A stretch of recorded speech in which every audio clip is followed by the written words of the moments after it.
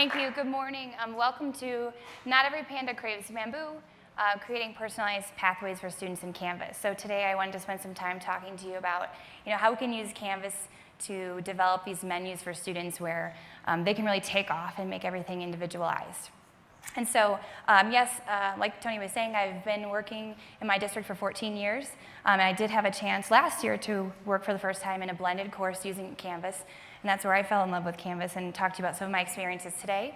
And then next year, I'm moving into a role doing technology integration, so that taking what I've taken from the classroom and bringing it into helping all my teachers. So I wanted to start actually with a survey, because really when we're talking about personalization, the first rule we all know as teachers is know your students. And so I have some things I would like to know about you. And after we determine that, the ultimate prize is a fortune cookie. So yay, get excited. I have coming around some cards that ask you a couple questions about personality description. Snack item, an apocalyptic song that sounds like you. I also have them on the slide, so I'll pull that up in just a second. But I really want you to look at those and determine, what would you choose for those three? And then look to see what letter did you happen to choose the most, and that'll determine your personalized fortune. Okay. It's all right, we'll just use the screen here. No. There we go. Okay. So I shortened it on here in case you didn't have a card. These are your 4 personality options, so if you just want to read that through and decide which sounds most like you. And these are kind of designed to be thinking about you in the workplace, but they could be you in your personal life as well.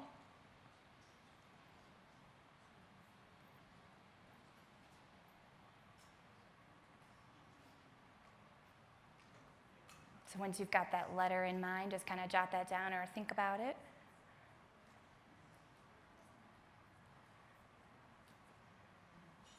And then I thought to myself, let's talk about food, because who doesn't like to talk about food? I'm a foodie myself. And let's imagine that you haven't eaten for days, and all of a sudden you walk into a room full of snacks, and you can only choose one. And so which of these would be your choice? Which of these is your top immediate gratification? You say, yes, that would absolutely be me.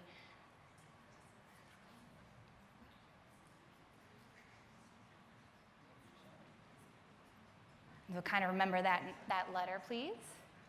And then the last question for you is, let's imagine that it's the apocalypse and your best friend is throwing a party. You get to be the DJ, and as the DJ, you get to choose the one song that you're going to listen to on a loop for the entire night. So which of these 4 songs would you prefer to listen to as your last song ever?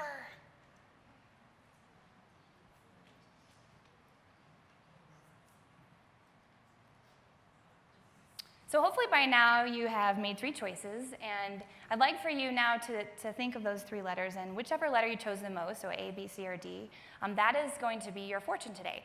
If you are a very varied person and you chose A, B, and C, that's fine.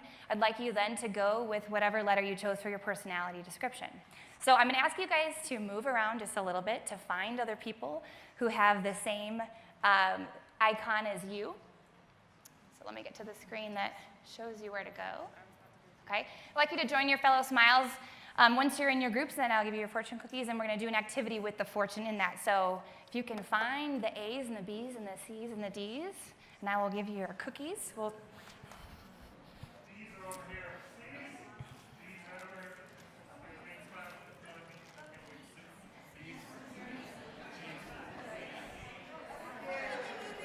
here. No, you don't have to stay, and you can move back. We're going to do a little activity. And Miss, move, please, because I'm going to ask you guys to talk to each other in your groups with your fortunes. So please move to your spot, temporary spot. Where is B? Bees? All right, B's. So B's are the pink smileys in the front here. You guys, B's. You would take the basket, please, for me. Oh, okay. Thank you.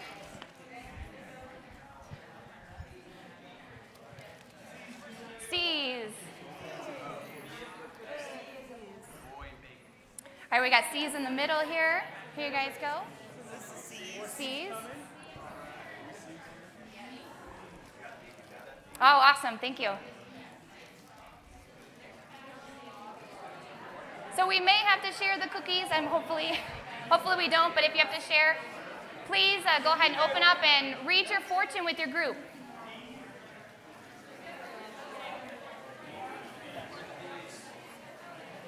D's are over here on this side.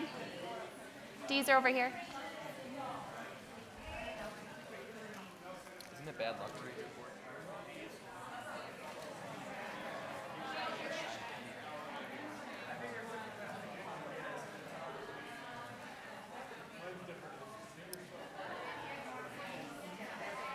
So here's what I'd like you to do with your fortune. Now that you have the same fortune as other people standing near you, I'd like for you to talk with each other about how does this fortune that I have right now apply to my life this month? So how does this fortune apply to my life this month? So maybe share a couple thoughts.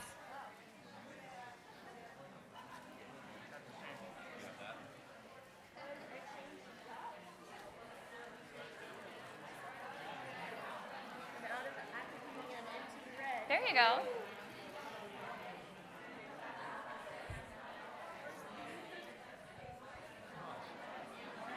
If you're in the B group, can you raise your hand? We got a couple lost B smileys. I don't even know where the bees are. If you're in the B group, B's. Oh, there's a B over there. Okay, sure.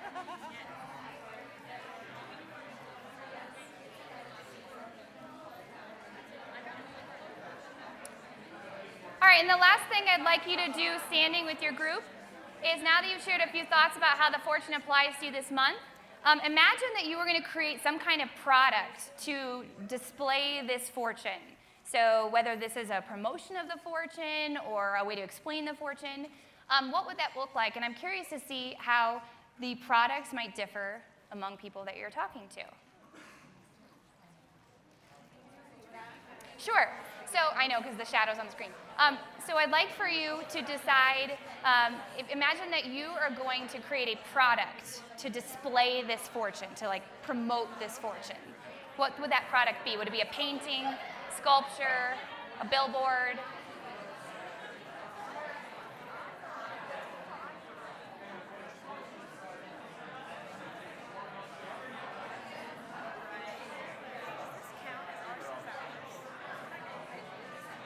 What fortune did you guys get?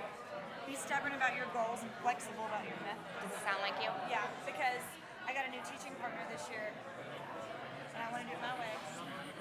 It's hard, right? When you're used to being able to do it your way, and then all of a sudden She's a new to the grade, so she's gonna let me she'll be probably grateful for your expertise. Yeah. I will not tell her. I want to thank you guys very much for playing along with my survey. As you're wrapping up your conversations, you feel free to walk back to your seats.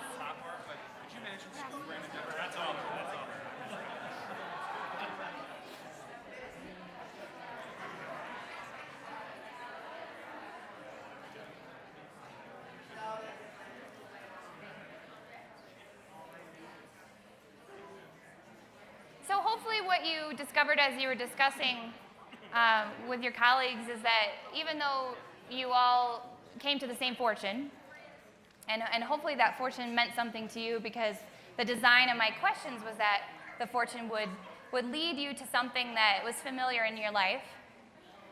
But also, hopefully you realized as you were discussing with others that you had different ways of wanting to display that. And this is just like our students, right? Our students may have similarities in their interests, in their skills, in their talents, but that doesn't mean they want to do things the same way as one another. And so really our mission today, I want to talk to you about the benefits of using personalized pathways within Canvas. And this is something we probably always wanted to do with our students, but it makes it so much easier when we have a management system that can easily organize that for us. I want to show you some course design ideas for how that might look, that you could create something that's very individualized for students. And then I also want to show you some things that we're doing at our high school where we kind of opened up the walls of our school, and we have students that are on and off campus using Canvas courses as a way to have this great blended experience. So really the crux of who I am and what I try to bring to my students is this idea of existentialism, which is to follow your own passion, not your parents, not your teachers, but your own. And I'm sure that we can relate to that as educators, that we certainly bring ourselves into the classroom. So I just want to take a quick minute, since we're talking about personalization, to show you kind of where my path has led me and how we can bring our own pathways into the classroom. So it's a picture of me when I was really little. That's my dad. on the left there. And so my first interest was social justice because my father worked for the FBI for years and years, and even on like super secret missions, so we never really knew what he was doing, but that was kind of exciting. And so that led me to this interest in psychology, because in my household we were just always talking about social justice. And then when I got older and after my time at U of I in psychology, I met my husband, and he owns his own business. So he was very much about being creative and being productive on your own and finding a way to follow your dream and when you're the boss and you're in charge. And so that's that creative autonomy piece that's important to me. And then this picture all the way on the left is me with my mom. And she was the kind of mom that would send care packages to college with like brownies and socks. And everybody in my dorm was always excited when I got a care package because I would have lots of goodies in it. And her lesson to me was about empathy. So I tried to bring that into the classroom as well. And that led me to my master's in counseling. And then finally on the last picture is me with my grandmother, and she was a writer and a storyteller. And so my passion for writing, which I brought to my students in my creative writing course, which I'm going to talk a lot about today, is where I kind of got that passion. So we bring all the things, the stories of our life, we bring to our classroom. And it's important, obviously, that we find out what our students' passions are so we can help them. Oh, my clicker. There we go. How can we help our kids follow their passion paths? So really, Canvas has been a lifesaver for me in this area. So now I'd like to show you what I did with Canvas with Cohorts. So one thing that I found very exciting about using Canvas is that I could create these cohorts, these pathways, these groups in my classroom and set up completely different assignments, completely different schedules, completely different skill work, but also retain a community. And so I'm going to talk about both of those things today. Clicker doesn't like me. Oh, there we go. So the first thing that really the reason I had the survey for you this morning was just the know your students, gauge your students' interest. So what I do with creative writing is I ask my students a lot of questions in the very beginning about what kind of books do they like to read and what kind of writing do they find themselves drawn to. And this is to help them find their path, because just like any of us who've given a big assignment to students and we've said, you get to pick your topic, sometimes that's completely overwhelming for students. They don't know what to do. So helping them out with little surveys and guiding them to the kinds of places that you know will help them at least get an initial start to that pathway, I have found to be really helpful. So this is sort of my initial, part of my initial quiz to them about what are your interests, and then I can lead them to my 4 cohorts. I'm too impatient for him with this clicker. There we go.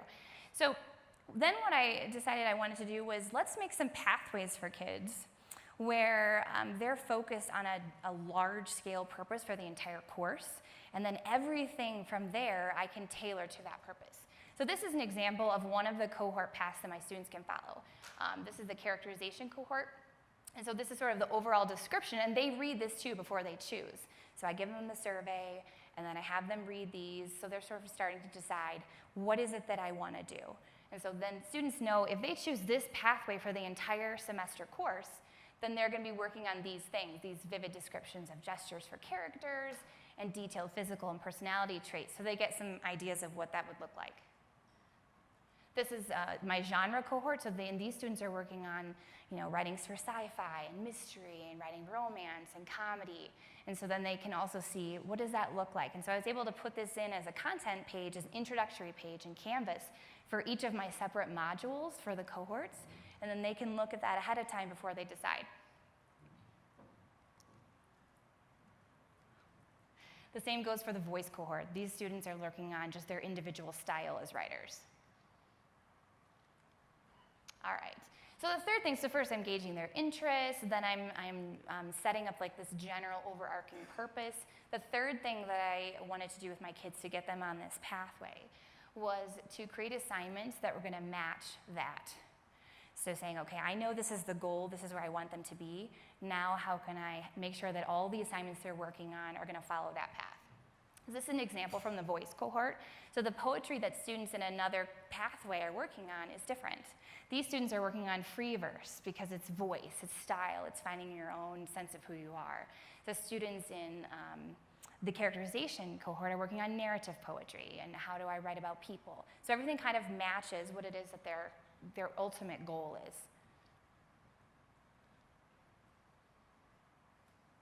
So then this is an example then of a thematic poetry collection. So again, just working on the same type of skill set. So my students who are working in different pathways, they're still learning many of the same skills that their peers who are in a different pathway. So there's that common sense of community, but they're able to work on the very specific types of assignments that interest them and that have guided them. So we've gauged their interests, we've talked about, now I'm gonna set this overarching purpose.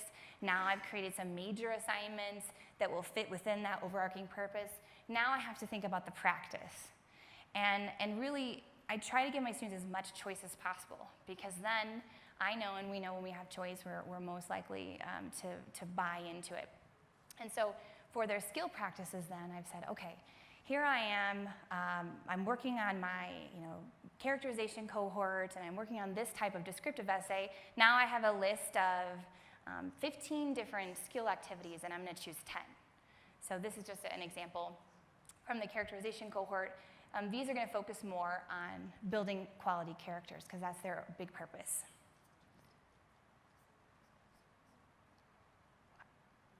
Then you want to modify those skills for each new cohort. So I went back and said, well, maybe I do want to have another group of kids working on descriptive essay. But if their big purpose is thinking, how can I really develop my genre writing, and I can write great science fiction, and I can write great nonfiction, then I wanted to make sure that their skill activities were going to match that as well. So you can see, for instance, the second skill is about choosing a famous object and writing from a particular genre. The first one is about focusing just on sci-fi, fantasy, and so then they have a choice within all of these to kind of, again, match where they're going.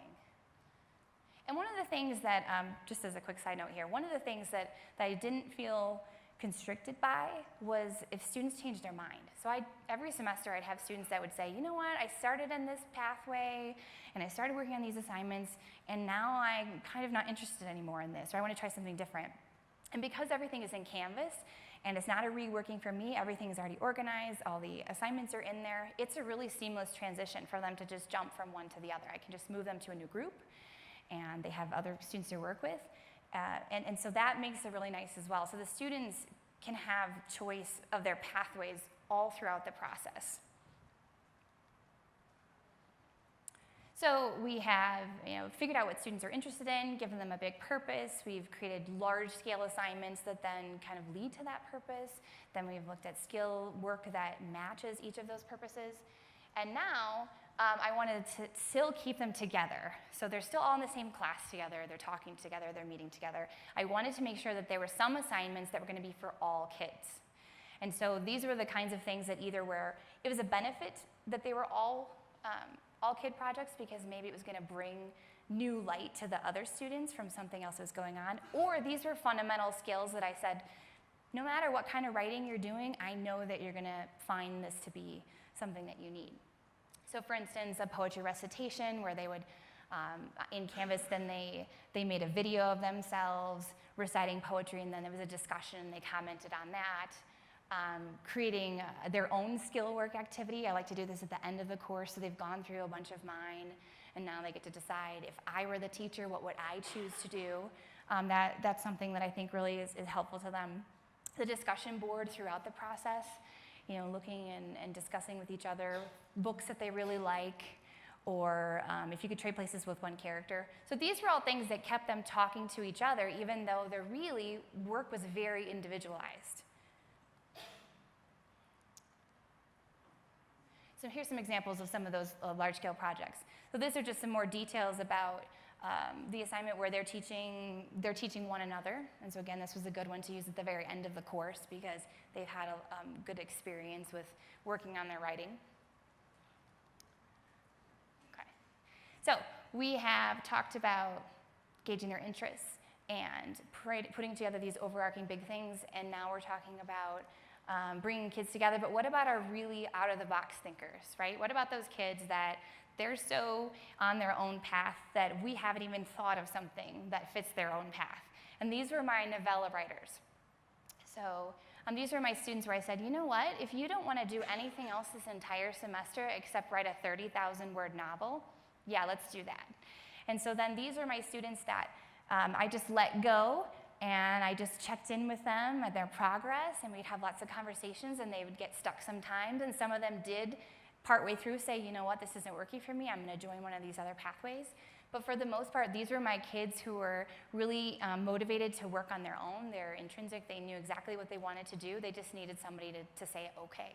And so this was really fun as well, because to write a 30,000-word novella is no joke, and to see a teenager do that is impressive, and I had the pleasure of reading so many amazing mini novels over the years. And it was just so exciting to be able to do that for my kids. This is the kind of class I would have wanted when I was in high school, to write like that. So this is for those kids that just don't maybe fit into the other boxes. So then what do we do now with coming together as a larger community? Yes, maybe we have some assignments that we're sharing, but that doesn't say anything about what we're actually doing in class, because those assignments were mostly things that they would be doing on their own. So something else that was important to me was that I could put together activities and experiences that would be things that we could all do as a large class together. One of those was the Google collaborations, and I'll show you an example of some of the topics that we wrote together on. Another was, I had mentioned already, discussion board, but sometimes those were journal prompts, sometimes those were video prompts. So we're using things like maybe like Flipgrid and some of those other sites where they could watch themselves and watch each other and have a discussion that way. Peer reviews. So there is that peer review feature in Canvas, which is really nice because you can make it anonymous, and that was something that I really appreciated the first time we would do peer reviews. I made sure that they were anonymous because kids are really scared to share their writing. It's very personal. And so having someone else look at it, but you don't know who's you're looking at, and they don't, and vice versa, that really made it a comfortable experience. So I appreciate that feature in Canvas. But then once we got into the class more, I didn't feel like I had to do the anonymous anymore, because I got better at being comfortable with sharing their writing. And then we would go to Panera. So what was really cool about our class, and I'll talk a little bit more about the blended classes at our high school, is that we didn't meet every day, and because of that, I kind of had permission to sometimes meet. We would just meet off campus, so we would just meet at the coffee house and have a day where we would share our writing and talk about writing, things like that. And so that really opened up, using Canvas, they could easily access all their writing, they could access all their resources from somewhere else, and it just became something really fun. So we could go and have coffee and bagels like a couple times a month. So I'll show you some examples of some of those. With the collaborations, with writing, it's really fun if you've never done this before, where you have students write like a rolling story or a rolling poem. It's super fun because they get really goofy and they can see each other's writing and just take off in a story that started one place, goes completely different direction, and they have, I think teenagers have a great sense of humor. So that was a couple things we did with that, where we would, in Canvas, I could create multiple story starters, and then just keep changing who had access to it, so the kids could add to each other's stories. So we would have maybe 5 different stories being written at the same time, and then just pass that along. And we did the same with rolling poems. So using the collaborations feature in Canvas was a really great way for them to work on writing together, even though, again, they had all these separate pathways. This is one example of the discussion board and what that would look like. So because they were all writers, they were all readers as well, so it was easy for them to talk about books that really were compelling to them. And so this is one of those ways then early on, when they weren't yet comfortable with each other, that I like to do the discussions in the beginning of the semester. So it gives them a chance to start, get to know each other without sharing their writing. And this is some pictures of us when we were at the cafe publishing our finished work. So there's something very gratifying about writing in that sharing it at the end when it's done and it's published, and so they would read it out loud. And even though they were nervous about it, it was really fun to be able to create that environment for them. Previously, before Canvas, before blended classes, I would do all that in my classroom, and that wasn't nearly as exciting as being able to take them out and have coffee. So I wanted to share a little bit now about what we're doing in my district with these blended classes because we're able to combine some really cool new learning spaces with this new style of classroom, and I have a little video clip to show you as well. But basically what we did was we said, why are we stuck in our classroom? Why are we staying in our classroom if we have a device, if we have a Chromebook, and we have an LMS that allows us to put all of our curriculum on there? Do we actually have to meet face-to-face every day? And we thought, no, we don't. Let's open this up. And especially for writing, my writers would be writing at midnight. They'd be writing it, in the middle of the day. They wouldn't necessarily be writing at first period in my class. And so being able to have a schedule in our high school, we determined that let's create blended classes where 60% of the time students are sitting with us face-to-face, and 40% of the time, they're off campus, they're on their own. So oftentimes students would be in our learning spaces, and you'll see what those look like in the video. So we had some, really nice big areas with couches and, access to plug in their devices and so forth where they could sit and work, or they could just leave. And so sometimes they would even create these little communities on their own, and they would leave and go to Starbucks together or wherever. They could go outside, and it just kind of opened that up. Really, our goal with that was this idea of anytime, anywhere learning. Why does learning have to be so prescriptive? Why does it have to be at this particular time? And anybody who works with teenagers knows that early in the morning is the worst time for a teenager. And this was what my class was. It was right in the morning. And so it was so great to be able to open that up for them. There was a fear, administrators or whoever would say, well, if they don't have to meet every day, they're not going to work as hard, right? They're just going to be sloughing off. That's not true. My students always got their work done, and it didn't matter to me if they were sleeping during our normal class time at home. That's fine, because on the days that we were together, they were present and they were engaged, and it didn't matter to me what they were doing during that time otherwise, because they still got their writing done. And so opening it up that way was, I know, a scary concept for our school, but it has been such an amazing opportunity for the kids. Okay, so students loved it. They were so excited about the opportunity to, let me go to my last screen here if I can. They were so excited about the opportunity to be able to completely chart their own paths and to make the learning their own. And it felt like less learning to them because they thought, oh, sweet, I don't have to be in class today, but they would still be doing all the same work that they would normally be doing. And so I think that if you're able to do something like that in your K-12 classrooms, it's really an awesome opportunity. So to end here, I just want to come back full circle. We were talking about ourselves in the beginning, and if we're talking about personalization, how can we not sort of think about ourselves? And we can only teach what we know. And so let's live that. Let's bring ourselves into the classroom, and let's bring this really personalized pathway for kids. And it's something that's easy to manage with Canvas. So, and thank you very much for your time this morning. Any questions? Oh, yes. Did you use MasteryPass, or you just had different modules in your cohort? That's a great question. So the question was whether or not I used MasteryPass or did I use different modules. So when I started, it was prior to MasteryPass, I just used different modules. So essentially, I had one module that said all cohorts for like everything that they were all going to do together. And then I had separate modules for characterization, genre, voice, so forth. But with MasteryPass, I started to play with it. And what I found was what I wanted it to do was to be very specific with all the different layers of my rubric. And it was too many layers. So I see the potential for MasteryPass, but it's not what I use for my particular setup. Yes? Now that you're going to be like an instructional coach, Yes. what are ideas for other subjects? Like you did a really wonderful job with the creative class, but I don't Yes. No, that's a great question. So the question was about how could this work with other disciplines? Because if you're talking about science or biology, everyone has to learn about the cell and so forth. And so what I would say for something like that is maybe the content is the same, but how the content is achieved would be the different pathways. So maybe one pathway is more project-based. One is more, I'm going to do I like quizzes and I like lectures.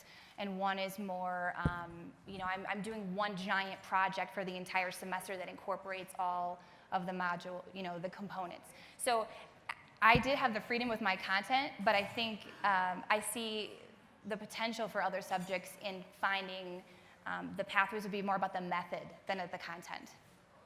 Other questions? Yes? So great question. Is the whole high school on that same schedule? No, only certain courses. So last year we had about 5 blended classes. This next year we're adding 12, so we'll have 17. So it's slowly developing. The kids love it, so they're asking for more. Yes?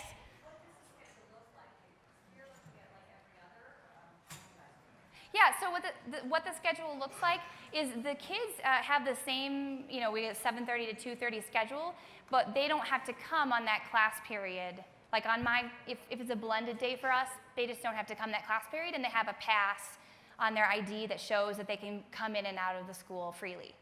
Yes?